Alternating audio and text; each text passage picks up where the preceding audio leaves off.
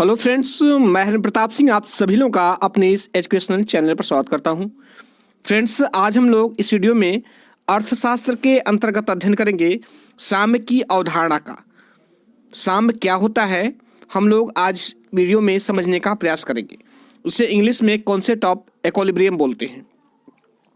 Friends, यह video जो है अकादमिक तथा प्रतियोगी परीक्षाओं दोनों के लिए उपयोगी है।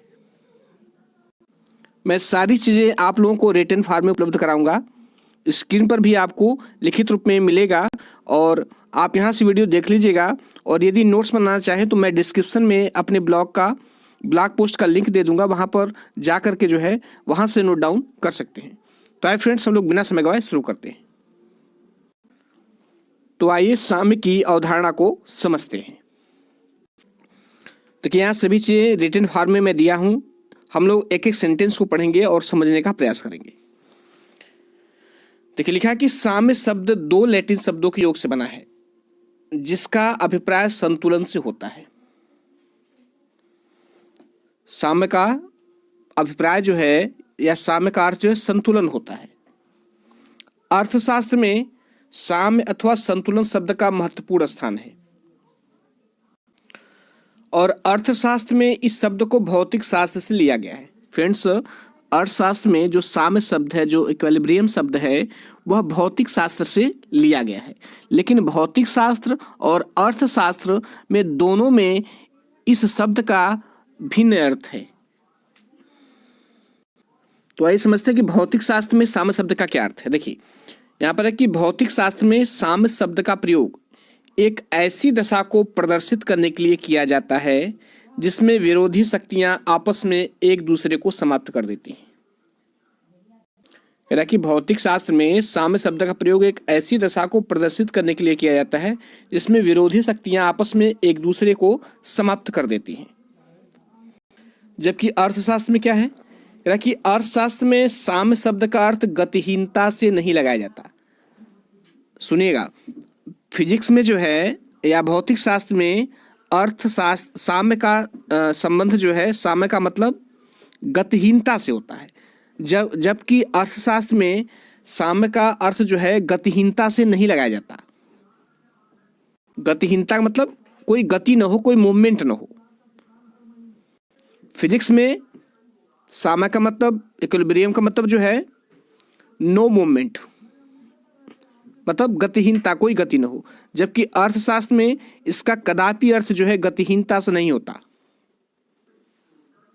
अर्थशास्त्र में गति होती है लेकिन उस गति में कोई परिवर्तन नहीं होता।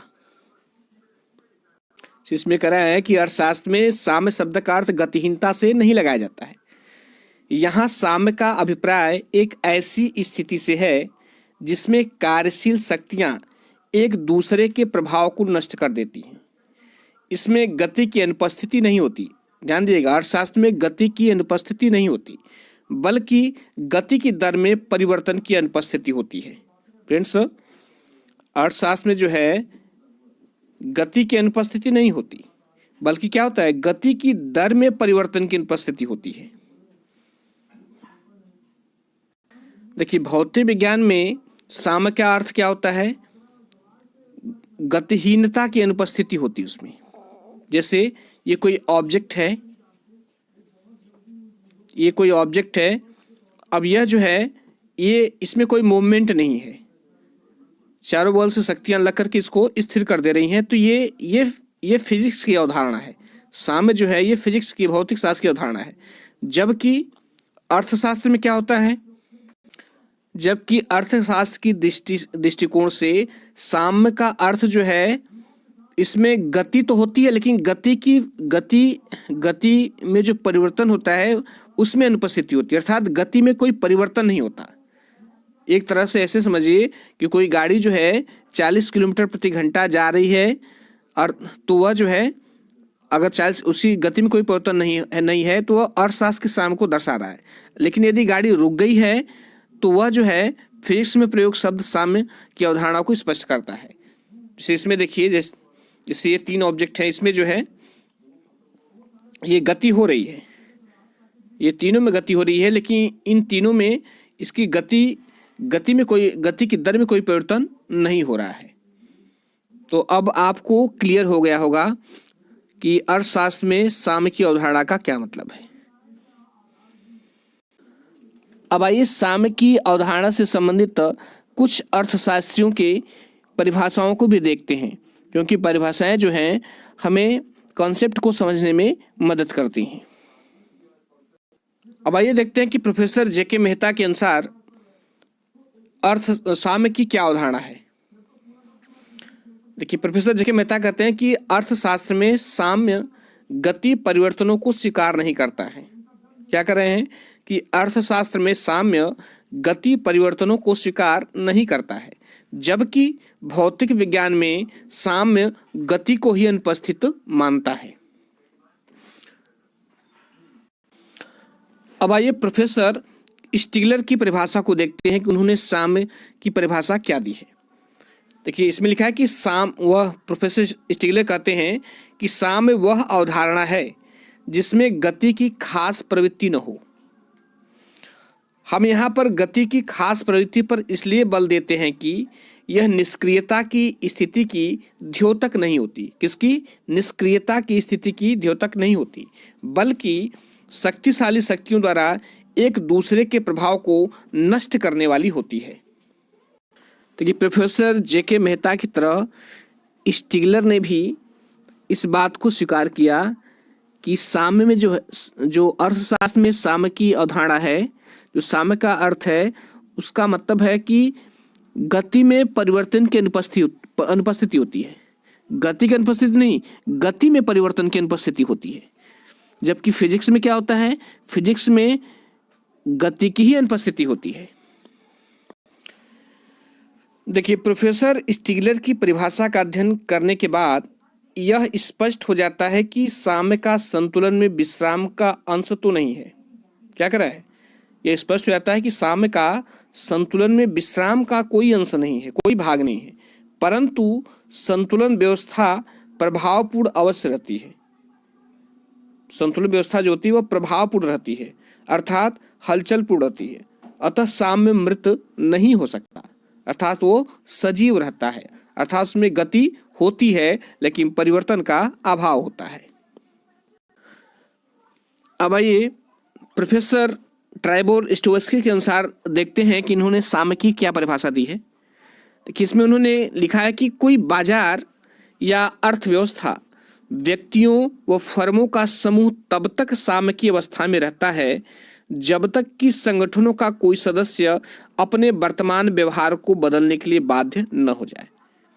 आई रिपीट, कोई बाजार या अर्थव्यवस्था, कोई बाजार हो या अर्थव्यवस्था हो, व्यक्तियों व फर्मों का समूह हो, ये सभी चीज़ें जो है तब तक साम्य की अवस्था में रहती हैं जब तक कि संगठनों का कोई सदस्य अपने वर्तमान व्यवहार को बदलने के लिए बाध्य न हो जाए। देखिए, ऊपर की जो परिभाषा है, कह रहा है कि उपयुक्त परिभाषाओं से स्पष्ट है कि अर्थशास्त्र में संतुलन का अर्थ एक सक्रिय संतुलन की स्थिति से होता है। ध्यान सुनिएगा, अर्थशास्त्र में जो है, जो संतुलन का अर्थ है वह एक सक्रिय संतुलन की स्थिति से होता है। किससे होता है? एक सक्रिय संतुलन की स्थिति से होता है, निष्क्रिय नहीं, न कि एक निष्क्रिय स्थिति से। दूसरे शब्दों में, यह ऐसी स्थिति नहीं है जिसमें सभी शक्तियों का कार्य समाप्त हो गया हो, बल्कि एक ऐसी स्थिति से है जिसमें विभिन्न कार्यवाहक शक्तियां एक दूसरे को संतुलन में रखती हैं। इसमें जो है, इस स्थिति में जो है सभी शक्तियों का कार्य समाप्त हो गया है, ऐसा नहीं है, बल्कि इसमें जो विभिन्न कार्यवाहक शक्तियां जो है एक दूसरे को संतुलन में रखती हैं। अर्थात कहने का मतलब ये है कि वह गति को नहीं रोकती, गति होती रहती है, बल्कि उस गति के दर में परिवर्तन नहीं होने देती। इस बात को हम लोग 2-3 उदाहरण द्वारा समझने का प्रयास करते हैं। देखिए, एक उदाहरण यहाँ आपके सामने दिया गया है, आइए इसको पढ़ते हैं, समझते हैं। तो इसमें कह रहा है कि एक उपभोक्ता उस समय साम्य की दशा में होगा जब वह अपने द्रव्य को विभिन्न आवश्यकताओं में इस प्रकार से व्यय करे कि उसे उनसे अधिकतम संतुष्टि मिले। फिर से हम इसको रिपीट करते हैं। क्या कर रहा है कि एक उपभोक्ता जो है उस समय सामयिकी दशा में होगा जब वह अपने द्रव्य को विभिन्न आवश्यकताओं में इस प्रकार से व्यय करे कि उसे उनसे अधिकतम संतुष्टि मिले। जब उपभोक्ता इस बिंदु पर पहुंच जाता है तब वह हमेशा इसी बिंदु पर बना रहना चाहता है। क्यों? क्योंकि उसे अधिकतम संतुष्टि मिल रही है, इसलिए वह उसी बिंदु पर बना रहना चाहता है। क्योंकि इस बिंदु से हटने पर उसका संतुलन बिगड़ जाता है और उसकी संतुष्टि में कमी आ जाती है। आशा करता हूं कि ये उदाहरण समझ में आया होगा। अब आइए उस दूसरा उदाहरण देखते हैं। देखिए, इसमें लिखा है कि जो बात एक व्यक्ति के संतुलन के लिए आवश्यक है वही बात एक फर्म के लिए भी आवश्यक होती है। तो जो बात एक व्यक्ति पर लागू होती है, एक व्यक्ति के संदर्भ में संतुलन पर जो लागू होती है, वही एक फर्म के बारे में भी लागू होती है। एक फर्म का साम्य उस बिंदु पर होता है जहां उसको अधिकतम लाभ प्राप्त होता है। देखिए, एक फर्म का साम्य कहाँ पर होता है? एक फर्म का साम्य जो है कहाँ पर निर्धारित होता है? जहां उसको अधिकतम लाभ की प्राप्ति होती है। ऐसी दशा में एक फर्म भी हमेशा इसी बिंदु पर रहना चाहेगी। एक फर्म का साम्य उस बिंदु पर होगा जहां उसको अधिकतम लाभ प्राप्त होगा और वह फर्म हर दशा में जो है उसी बिंदु पर रहना चाहेगी। यदि फर्म अपने उत्पादन को उस बिंदु से कम या अधिक करती है तो ऐसी दशा में उसके लाभ में कमी आएगी। अगर जो है एक फर्म का साम्य उसी बिंदु पर होगा जहां पर उसको अधिकतम लाभ प्राप्त हो रहा है, अगर उस बिंदु से ऊपर या नीचे या उस बिंदु से वह विचलन करती है तब जो है उसके लाभ में निश्चित रूप से कमी आएगी। इसलिए वह जो है उसी बिंदु पर बना रहना चाहेगा, उसी संतुलन बिंदु पर वह बना रहना चाहेगा, मतलब उसी दर से वह गति करता रहेगा। आइए तीसरा उदाहरण भी देखते हैं। इसमें लिखा है कि एक उत्पादक उस दशा में साम्य की स्थिति में होगा जब उसे अधिकतम लाभ प्राप्त होगा। एक उत्पादक जो है कब साम्य की स्थिति में होगा? तब होगा जब उसे अधिकतम लाभ प्राप्त होगा। क्या होगा? अधिकतम लाभ प्राप्त होगा, तब वह जो है साम्य की स्थिति में होगा। यदि उत्पादक अब उत्पादन के साधनों में हेराफेरी करने लगे तो यह स्पष्ट है कि उसकी आय में कमी होगी। फ्रेंड्स, एक उत्पादक जो है उस दशा में साम्य की स्थिति में होगा जब उसे अधिकतम लाभ प्राप्त होगा, लेकिन यदि जो है वह उस स्थिति से विचलन करता है, अपनी गति में परिवर्तन करता है, तो उसे निश्चित रूप से हानि होगी। क्योंकि वह ऐसा नहीं करना चाहेगा, क्योंकि वह जो है वहाँ पर साम्य जो है संतुलन में है, क्योंकि वहाँ पर उसे अधिकतम लाभ की प्राप्ति हो रही है। तो फ्रेंड्स, ये वीडियो कंप्लीट हुआ। साम्य की अवधारणा, साम्य क्या होता है, भौतिक शास्त्र में इसका क्या मतलब होता है और शास्त्र में क्या मतलब होता है, आशा करता हूँ कि आपको पूरी तरह से स्पष्ट हो गया होगा। अब नेक्स्ट वीडियो में जो है मैं साम्य के क्या प्रकार होते हैं उनको एक्सप्लेन करूँगा। और फ्रेंड्स, ये जो भी नोट्स आपके सामने लिखित रूप में है, यदि आप चाहें तो डिस्क्रिप्शन में मैं अपने ब्लॉग पोस्ट का लिंक दे दूंगा, वहाँ से जाकर के आप इसको नोट डाउन कर सकते हैं यदि अच्छा लगेगा तो। फ्रेंड्स, वीडियो समाप्त करने से पहले मैं एक बार आपको फिर से धन्यवाद देता हूँ। Thank you.